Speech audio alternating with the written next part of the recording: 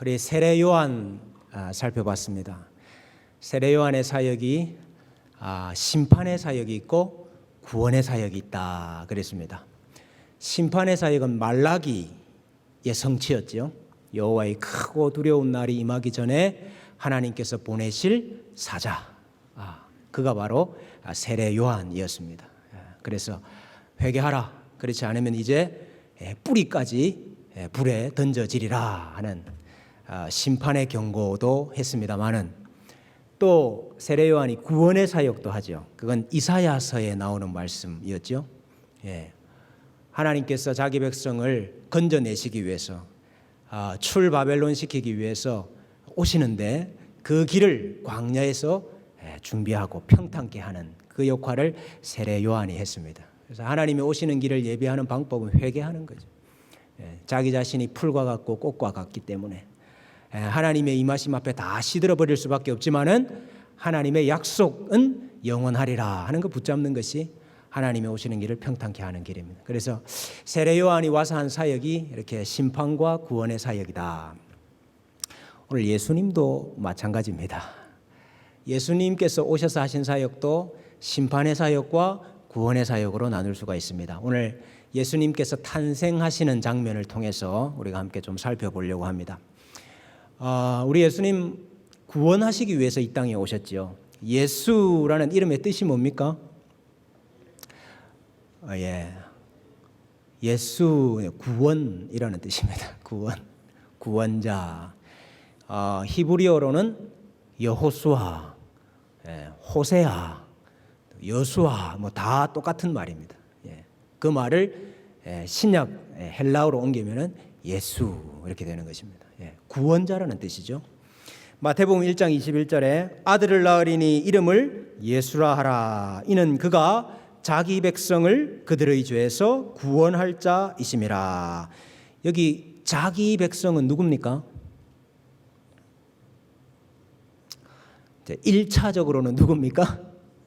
이게 지금 언약적으로 생각해야 된다고. 물론 지금 우리가 생각할 때 자기 백성은 하나님께서 구원하시기로 택하신 모든 자들이 자기 백성이죠. 그러나 오늘 신약 성경을 기록하는 이 문맥과 이 의미에서 보면은 이 자기 백성은 1차적으로는 이스라엘 백성을 말하는 것입니다. 먼저는 자기 백성을 구원하시기 위해서 오신 것이죠.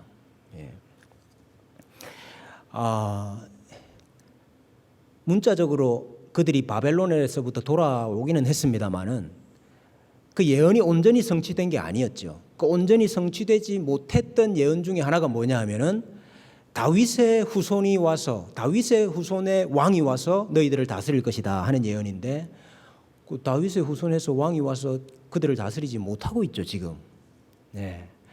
그런데 오늘 예언해 보면은 우리 예수님께서 바로 다윗의 후손으로 오신, 다윗의 자손으로 오신 왕이다 하는 것을 말해주고 있습니다.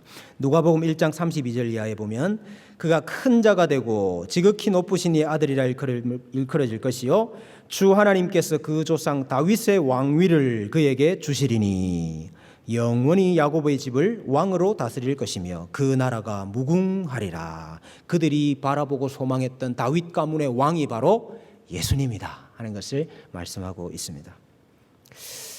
그 예수님을 낳고 난 다음에 마리아가 찬송을 하지 않습니까?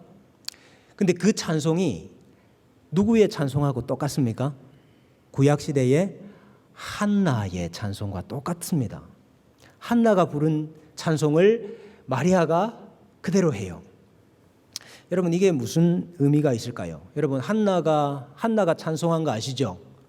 한나가 아들을 달라고 기도했잖아요. 근데 그 아들이 사실은 그냥 한 아들이 아니고 누구를 달라고 사실은 기도한 거죠. 하나님 이 악한 사사시대를 종결하고 하나님의 왕권이 이루어지는, 하나님의 다스림이 이루어지는 새로운 시대를 가져올 아이를 주십시오. 씨를 주십시오. 그게 한나의 기도였죠. 그래서 한나가 사무엘을 낳고 난 다음에 이 찬송을 하는데, 똑같이 마리아가 예수님을 낳고 난 다음에 이 찬송을 해요. 그러면 예수님이 어떤 일을 행하실 분이라는 거죠? 예수님이 어떤 일을 행하실 거라는 거죠? 옛 시대, 옛 언약을 이제 끝내시고 새로운 시대, 새로운 언약을 시작하실 자다 하는 것을 이 마리아의 찬송을 통해서 우리에게 보여주고 있는 것입니다. 그래서 예수님께서 1차적으로는 구원자로 이 땅에 오셨다 하는 것을 우리가 볼 수 있습니다. 자, 그러나 예수님의 오심 자체가 또 한편으로는 심판의 일이기도 합니다. 그걸 우리가 좀 살펴볼 텐데, 특별히 동방박사가 와서 경배한 것을 통해서 우리가 볼 수 있습니다. 여러분, 동방박사가 몇 명이 왔죠? 몇 명? 마태복음 몇 장 몇 절에 있습니까? 네, 없지요. 몇 명이 왔는지 모르죠.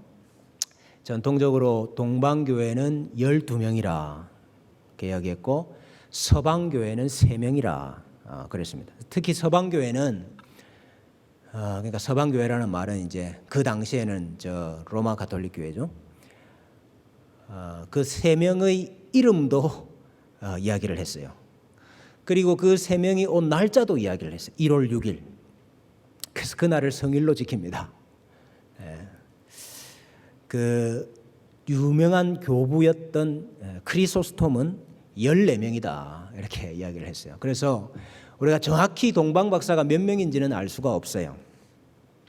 근데 중요한 것은 그들이 동방에서 왔다 하는 것입니다. 여러분, 동방이 어디입니까? 동방이 어딘지 잘 모르면은 뭘 해보면 되겠습니까? 성경에 동방이 어디를 가리켰는지 용례를 찾아보면 되겠죠. 동방이 어딘가 용례를 찾아보면, 그 용례가 많이 나옵니다. 많이 나오는데 오늘 주보에 나온 것만 보면은요, 이사야 46장 11절에 보면, 내가 동쪽에서, 이게 동방입니다, 동쪽에서 사나운 날짐승을 부르며 먼 나라에서 나의 뜻을 이룰 사람을 부를 것이라. 여러분, 이게 무슨 예언이죠? 동쪽에서 날짐승을 불러오겠다. 이게 무슨 예언이지요? 이거 지금 바벨론의 공격을 예언하는 것입니다. 바벨론의 그 군대를 불러들여 가지고 자기 백성을 이렇게 마치 날짐승이 와가지고 찢듯이 그 심판하신다는 예언이거든요. 여기 동방은 뭘 이야기하는 거죠? 바벨론을 가리키는 것입니다. 에스겔 25장 4절에 보면은, 그러므로 내가 너를 동방 사람에게 기업으로 넘겨주리니 그들이 너희 가운데 진을 치며 내 가운데 그 거처를 베풀며 내 열매를 먹으며 내 젖을 마실지라. 여러분, 여기 동방 사람들이 누구지요? 마찬가지로 바벨론 사람들을 가리키는 것입니다. 많은 경우에 동방 사람 그러면요, 바벨론을 가리키고, 그렇지 않다 하더라도 동방 사람 그러면 어쨌든 이방인을 가리키는 거예요. 확실한 것은. 그래서 이게 동방 사람들은 뭐 크게 말하면은 이방인들이다 이렇게 말할 수 있고, 어쨌든 조금 더 줄여 본다면 동방에서 온 박사들, 도대체 어디서 온 박사들인가 조금 더 줄여 본다면 페르시아다 이렇게 보는 분들이 많이 있습니다. 뭐 여러 가지 증거들을 이야기할 수 있습니다만은, 하나를 이야기하면은 565년에 이 유스티아누스 황제가 그 예수 탄생 교회를 아주 크게 이렇게 정축을 합니다. 예수님이 태어나신 것을 기념하는 교회, 그걸 아주 크게 이제 정축을 했는데, 614년에 이 페르시아에 의해서 함락이 됩니다. 예루살렘이. 그래 이제 베들레헴에 있는 그뿐만 아니라 모든 그 예루살렘에 있는 교회들을 이제 페르시아가 다 무너뜨렸는데, 다른 교회들은 다 무너뜨리는데 이 예수 탄생 교회는 페르시아가 무너뜨리질 않았어요. 왜 그런 거 하니까, 그 예수 탄생 교회 안에 들어가면은 큰 모자이크 그림이 있는데, 거기 그림이 이제 동방 박사들이 예수님께 경배하는 그림입니다. 그런데 거기 있는 동방 박사들이 화려한 페르시아 복장을 다 하고 있는 거예요. 예. 그래서 이 페르시아 사람들이 그 교회는 무너뜨리지 않았다 하는 말이 있습니다. 그래서 아마 이 동방 박사들이 페르시아에서 온 점성술가들, 예. 그 당시에는 사실 천문학자 이꼴 점성술가죠. 예. 그들이 아니겠는가 우리가 이렇게 유추할 수 있습니다. 중요한 것은 지금 예수님이 나셨다 하는 이게 계시죠. 예수님이 나셨다 하는 이 계시가 이방인에게 알려지고 있어요. 이방인에게 계시가 주어지고 있어요. 그렇죠? 그리고 그 계시를 보고 이방인들이 예수님께 경배하러 옵니다. 이게 중요한 거죠. 유대인의 왕으로 오셨잖아요. 예수님이 1차적으로는 유대인의 왕으로 오셨다 하는 이 탄생의 사실이 유대인이 아니고 이방인에게 계시가 되고, 또 이것을 유대인에게 알려준 사람도 이방인이고. 여러분, 동방 박사들이 와가지고 예루살렘에 도착해서, 예루살렘에 당연히 그들은 왕이 나셨다 그러니까 왕궁에 찾아온 거죠. 그래서 이스라엘의 유대의 왕으로 나신 이가 어디 계시뇨? 유대인들한테 지금 이방인이 왕으로 나셨다는 사실을 알려주고 있어요. 그리고 유대인의 왕에게 경배한 사람들도 유대인이 아니고 이방인들이었어요. 여러분, 유대인의 왕으로 나신 이가 누구뇨? 우리가 그에게 경배하러 왔습니다 했을 때에 그 소리를 들은 헤롯과 온 이스라엘이 뭐 했다 그랬습니까? 소동했다. 소동. 여러분, 이 소동은 사실은 민수기 24장의 문맥에서 우리가 좀 볼 수 있는데요.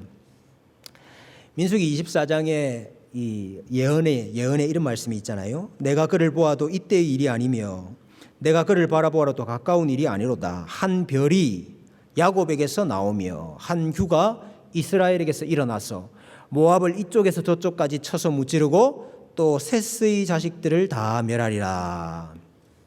우리 그 옛날 번역에는 이 셋의 자식들이 아니고 뭐라 그랬죠? 소동하는 자식들이라 그랬죠. 저는 소동하는 자식이라 이렇게 번역하는 게 더 맞다고 생각을 해요. 근데 어쨌든 오늘 여기 민수기의 문맥에서 보면 이 말은 무슨 말이냐면, 한 별이 나오고 한 통치권이 나와가지고 그 모압 족속들, 이 소동하는 자들이 사실은 모압 족속들입니다. 모압 족속을 다 무찌르게 되는 날이 올 것이다 하는 예언인데, 지금 이 예언을 오늘 이 소동하는 유대 백성들에게 적용을 하고 있어요. 다른 말로 하면 이 지금 소동하는 이 예루살렘의 백성들이 마치 모압 족속처럼 되었다 하는 것을 역으로 지금 성취하고 있는 것입니다. 이 말씀이. 이방인은 별을 보고 일반 계시를 보고 예수님께 찾아와서 경배하는데, 여러분, 자기 백성은 그리스도가 어디서 나겠느냐 하니까 대번에 미가서 5장 2절에 유다 베들레헴에서 나겠습니다. 특별 계시를 가지고 예수님이 어디서 날지를 알았어요. 그럼에도 불구하고 이들은 경배하지 않았습니다. 여러분, 예루살렘에서 베들레헴까지는 한 10km 정도 됩니다. 10km. 만약에 동방 박사들이 페르시아에서 온 사람들이라고 하면은 1,500km를 걸어왔어요. 이방인은 1,500km를 걸어와서 예수님께 경배하는데 유대인들은 10km를 못 가요. 예수님이 났는지 확인도 안 해요. 왜요? 헤롯이 무서우니까. 헤롯이 무서워서 가서 확인도 안 하더라. 여러분, 이 장면에서부터 지금 자기 백성을 향한 무엇이 계시되고 있는 겁니까? 심판. 예수님의 나심 자체가 지금 자기 백성을 향한 심판의 메시지를 보여주고 있는 것입니다. 그래서 시므온이 이런 말을 했죠. 시므온이 아기 예수님, 성전에 온 아기 예수님을 안고 하는 말이, 이는 누가복음 2장 31절 이하에, 이는 누구 앞에 예비한 것이요? 누구 앞에 예비하신 것이요? 만민 앞에 예비하신 것이요. 빛은 빛인데 누구를 비추는 빛이요? 이방을 비추는 빛이라. 그래서 예수님을 안고 유대인을 비추는 빛이다 이래야 되는데 그게 아니고 만민을 위해서 예비한 것이고 이방을 비추는 빛이다. 그게 지금 성취되고 있잖아요. 동방 박사들에게 별을 비춰주심으로 성취되고 있잖아요. 이것을 요한복음의 기자는 요한은 이렇게 고발하고 있습니다. 요한복음 1장 11절 이하에 자기 땅에 오매. 자기 땅. 뭐 사실 온 지구가 하나님의 땅이고 자기 땅이지만은 여기서는 1차적으로 언약적으로 봐야 돼요. 언약적으로. 자기 땅은 이스라엘을 가리키는 것입니다. 자기 땅에 오매 자기 백성이 영접하지 아니하였으나 예수님 탄생 기사에서 우리가 잘 볼 수 있잖아요. 자기 백성이 영접하지 아니하였으나 영접하는 자 곧 그 이름을 믿는 자들에게는 하나님의 자녀가 되는 권세를 주죠. 여러분 원래 하나님의 자녀가 누굽니까? 이스라엘 백성들이죠. 하나님의 자녀 아니에요. 그런데 이제 그들이 아니라 누구? 그 이름을 믿는 자들, 예수 그리스도를 영접하는 자들, 그들은 이방인이나 유대인이나 다 하나님의 자녀가 되는 권세를 주셨다. 이는 혈통으로나 육정으로나 사람의 뜻으로 나지 아니하고 오직 하나님께로부터 난 자들이니라. 혈통으로 난 자들, 육정으로 난 자들 누굽니까? 우리 조상이 아브라함이다, 우리 조상이 다윗이다 말하는 유대인들, 이스라엘 사람들. 이제 그들이 하나님의 자녀가 아니고 예수 그리스도의 이름을 믿는 영접하는 자들이 하나님의 자녀가 되는 새로운 구원의 시대가 온 것이죠. 그런데 이것이 자기 백성을, 원래 자기 백성을 향해서는 뭐가 되는 거예요? 심판이 되는 거란 말이죠.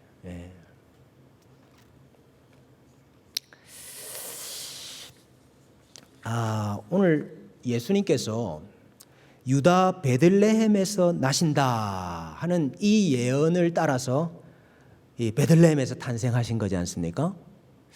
근데 여러분 이게 이제 미가서의 예언인데 예수님이 베들레헴에서 나시겠다 하는 이 예언의 성취가 도대체 뭐가 성취됐다는 겁니까? 우리가 여기 제가 계속 말하잖아요. 그죠? 구약을 성취했다 할 때에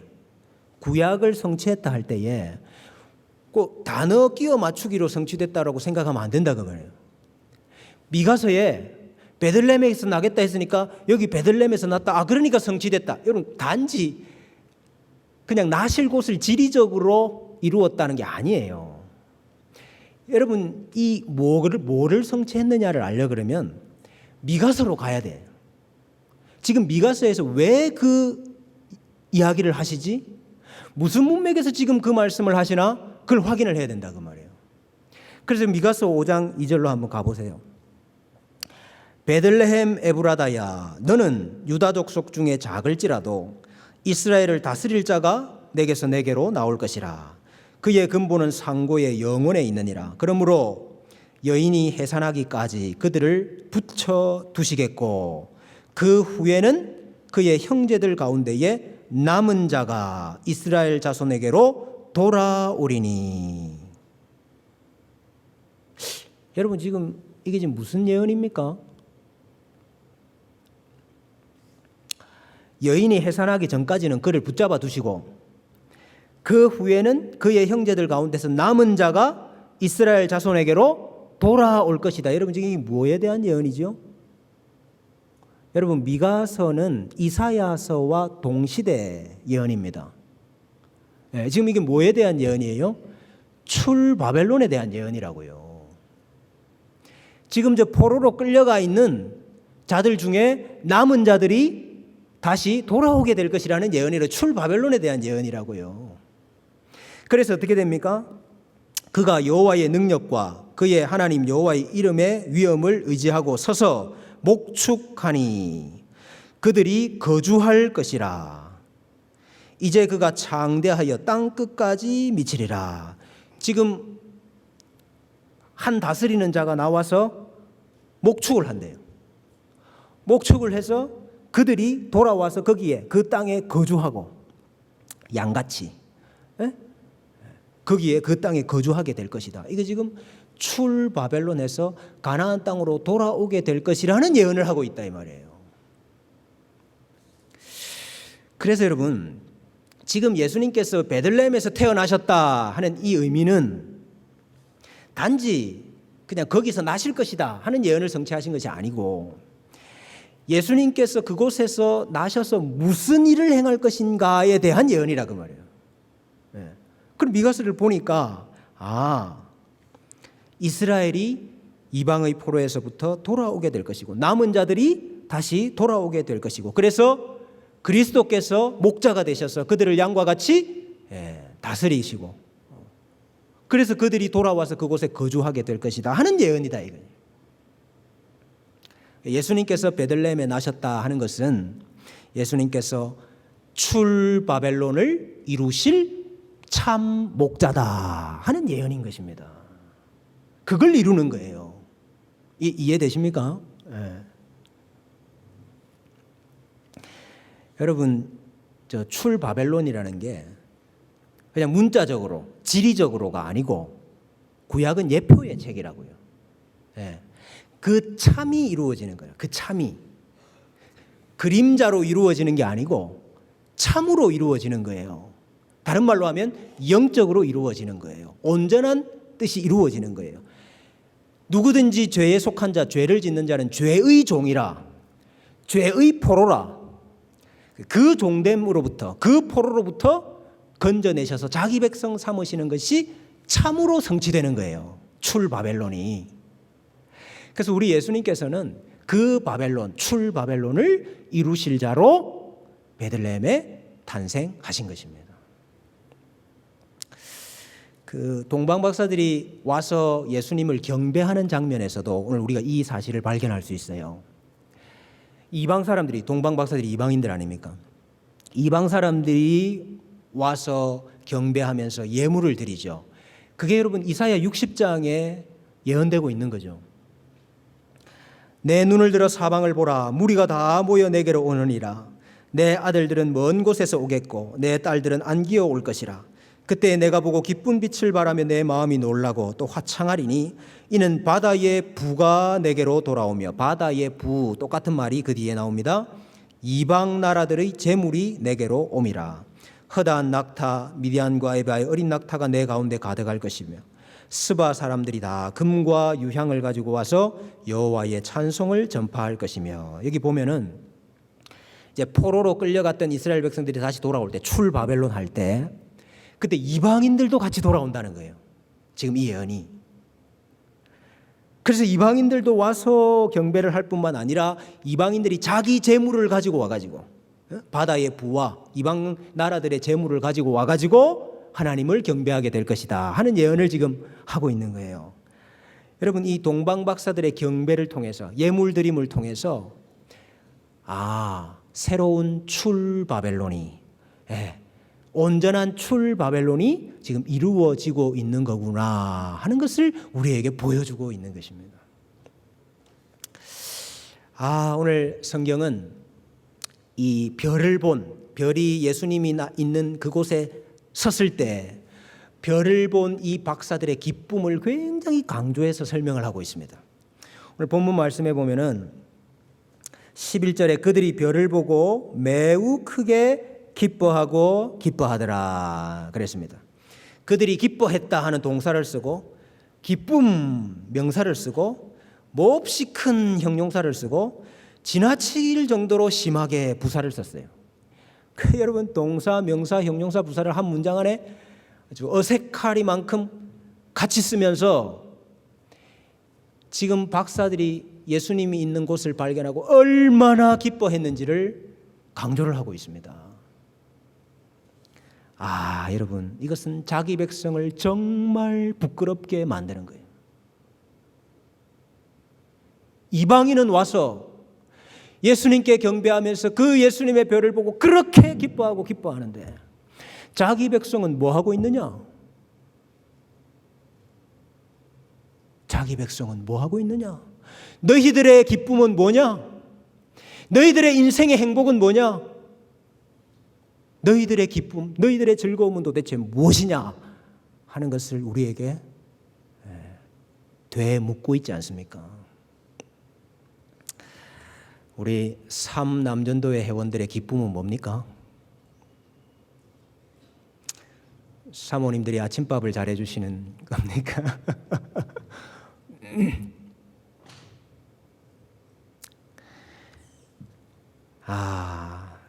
정말 우리 인생의 행복이, 우리 인생의 기쁨이, 우리 인생의 즐거움이 내가 예수님을 경배하고 예수님을 예배하는 것 때문에 내가 기쁘고 즐겁고 행복한 역사가 있으시기를 축원합니다. 여러분, 예수님으로 인하여서 자기 백성들은 소동했어요. 여러분, 우리는 소동하는 자가 아니라 예수님 때문에 기뻐하는 자들이 되어야 될 줄로 믿습니다. 우리 미가서의 예언처럼 그리스도께서 우리의 목자로 이 땅에 오신 겁니다. 우리는 그의 양이에요.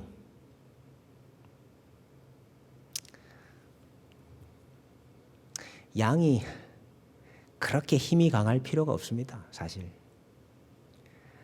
양이 사실 그렇게 능력이 있을 필요가 없어요. 양이 사자처럼, 양이 곰처럼 그렇게 힘이 있을 필요도 없고, 양이 표범처럼 그렇게 빠를 필요도 없어요. 사실은 양은 누구만 있으면 돼요? 양은 목자만 있으면 돼요. 그래서 여러분, 능력이 있어야 되는 게 아니고 뭐가 있어야 됩니까? 순종이 있어야 됩니다.